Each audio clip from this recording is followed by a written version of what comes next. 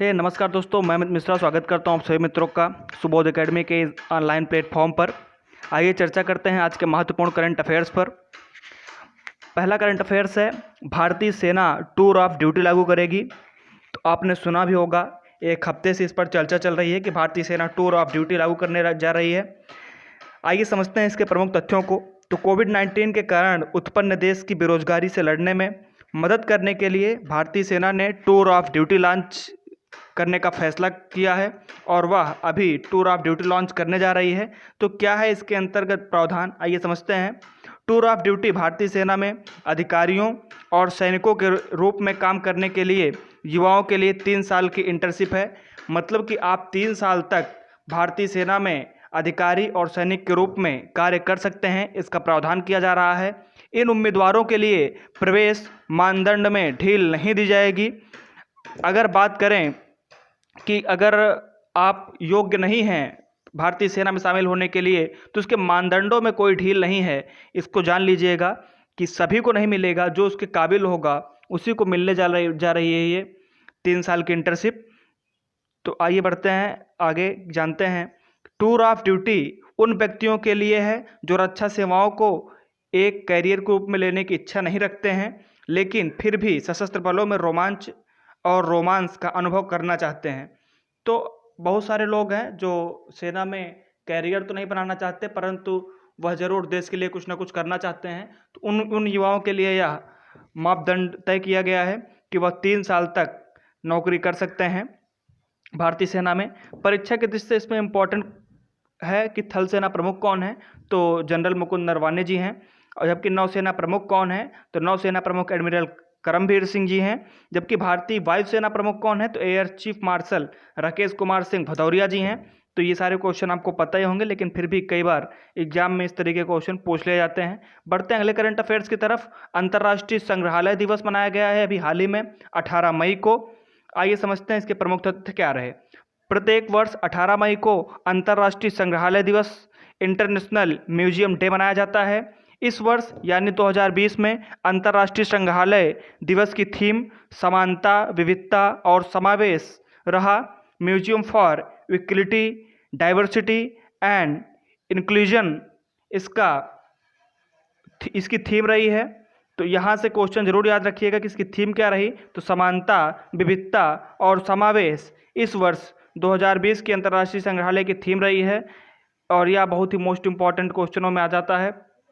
आगे बढ़ेंगे तो संयुक्त राष्ट्र ने संग्रहालयों की विशेषता और उनके महत्व को समझते हुए 1983 में 18 मई को अंतर्राष्ट्रीय संग्रहालय दिवस के रूप में मनाने का निर्णय लिया था। तो यह भी क्वेश्चन बन सकता है कि कब से अंतर्राष्ट्रीय संग्रहालय दिवस मनाया जाता है, तो 1983 ईस्वी से मनाया जाता है और इसकी शुरुआत संयुक्त राष्ट्र संघ ने की थी।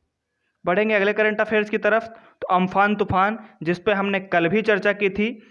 अम्फान तूफान एक चक्रवाती तूफान है। बंगाल की खाड़ी में चक्रवाती तूफान अम्फान गंभीर चक्रवाती तूफान में बदल गया है। यह चक्रवात 20 मई 2020 को पश्चिम बंगाल, बांग्लादेश के तटों को पार कर जाएगा।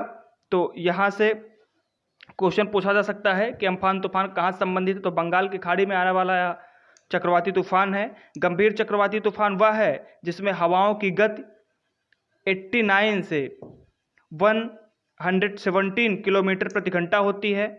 उन्हें भारतीय मौसम विभाग के पैमाने के आधार पर गंभीर कहा जाता है। मतलब जिसकी गति 89 से 117 किलोमीटर प्रति घंटा होती है उसको गंभीर तूफान कहा जाता है।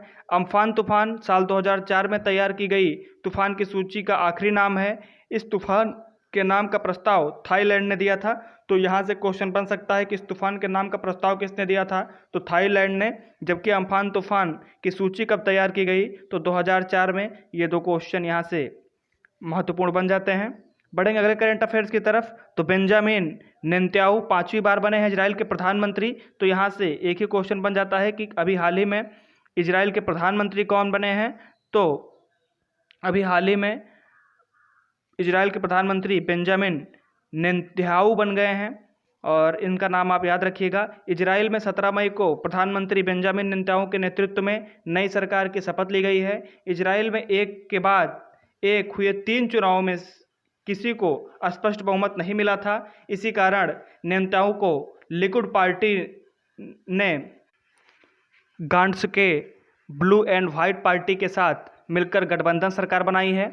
नई सरकार में 18 महीने के बाद नेतन्याहू पद छोड़ देंगे और 17 नवंबर 2021 को बेनी गांट्स प्रधानमंत्री का पद संभालेंगे। मतलब एक तरीके का समझौता हुआ है कि कुछ समय तक किसी पार्टी का प्रधानमंत्री रहेगा और किसी समय तक, एक निश्चित समय तक किसी अन्य पार्टी का प्रधानमंत्री नियुक्त होगा। तो दोनों के समझौते के तहत वहाँ पर गठबंधन की सरकार बनाई गई है।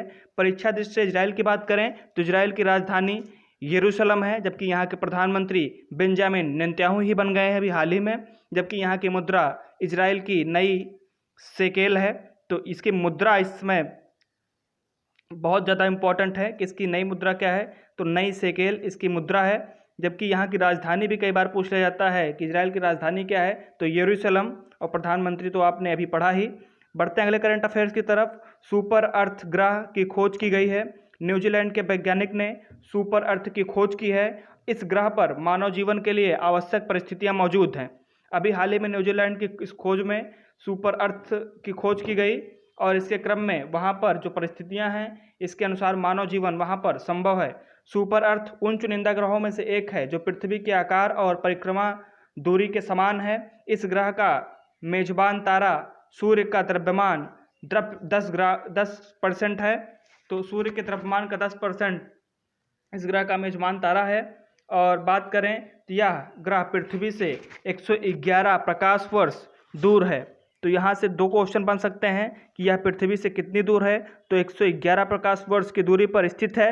जबकि इसकी खोज किसने की थी, तो न्यूजीलैंड के वैज्ञानिकों ने किया है और यहाँ पर जो है जीवन संभव है। तो यहाँ से क्वेश्चन। अगले करंट अफेयर्स की तरफ बढ़ेंगे। छत्तीसगढ़ सरकार ने राजीव गांधी किसान न्याय योजना की शुरुआत की है। छत्तीसगढ़ सरकार ने फसल उत्पादन को प्रोत्साहित करने के लिए राजीव गांधी किसान न्याय योजना की शुरुआत करने का फैसला किया है। इस योजना का शुभारंभ 21 मई 2020 को पूर्व प्रधानमंत्री राजीव गांधी की पुण्यतिथि पर किया जाएगा। तो यहाँ से क्वेश्चन बन सकता है कि इसकी शुरुआत कब की जाएगी, तो 21 मई 2020 को पूर्व प्रधानमंत्री राजीव गांधी की पुण्यतिथि पर इस योजना की शुरुआत की जाएगी और इस योजना का नाम भी उन्हीं के नाम पर रखा गया है, राजीव गांधी किसान न्याय योजना। इसको याद रखिएगा। और कौन सी सरकार इसको शुरू करेगी, तो छत्तीसगढ़ सरकार इसको शुरू करेगी। इससे संबंधित कुछ जान लेते हैं। इस योजना के अंतर्गत खरीफ 2019 में पंजीकृत और उपार्जित रकबे के आधार पर धान, मक्का और गन्ना रबी फसल के लिए 10,000 प्रति एकड़ की दर से किसानों को सहायता अनुदान की राशि उनके खाते में हस्तांतरित की जाएगी। तो किसानों को इस योजना के तहत लाभ मिलेगा और जो भी अनुदान सरकार द्वारा तय किया जाएगा उसको उनके खाते में सीधे ट्रांसफ़र किया जाएगा। बात करें छत्तीसगढ़ की, तो छत्तीसगढ़ की राजधानी रायपुर है। जबकि छत्तीसगढ़ के मुख्यमंत्री भूपेश बघेल जी हैं, जबकि यहाँ की राज्यपाल अनुसुईया उइके जी हैं जो कि महिला हैं। तो इसको ज़रूर याद रखिएगा, यहाँ से क्वेश्चन बन सकता है।